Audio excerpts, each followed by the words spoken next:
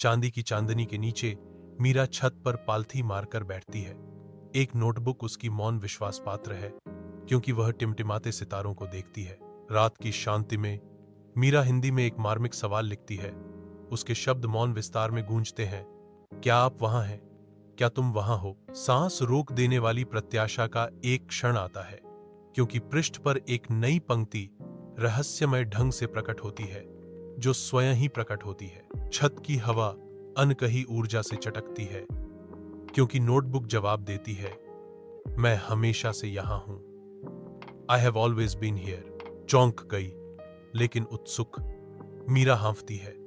उसकी उंगलियां पन्ने पर मंडराती हैं, अलौकिक बातचीत जारी रखने के लिए तैयार। कई साल बीत गए हैं।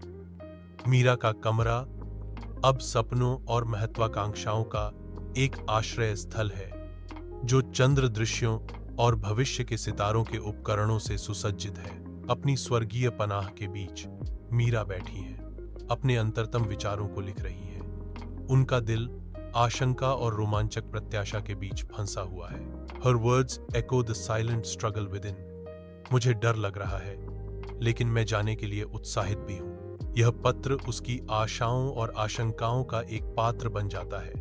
कलम का हर स्ट्रोक उसके सपनों को हकीकत में उकेरता है। कमरा ब्रह्मांड के वादे फुसफुसाता है, क्योंकि मीरा पृथ्वी से सितारों तक छलांग लगाने की तैयारी कर रही है। अंतरिक्ष के विशाल विस्तार में मीरा भारहीन रूप से बहती है, दूर के सितारों की पृष्ठभूमि के खिलाफ एक अकेली आकृति। पृथ्वी अनंत अंधकार में निलंबित एक छोटे नाजुक नीले संगमरमर के रूप में दिखाई देती है। मीरा पर घर की यादों की लहर छा जाती है। उसका दिल अपने घर की दुनिया के परिचित आलिंगन के लिए तड़प रहा है।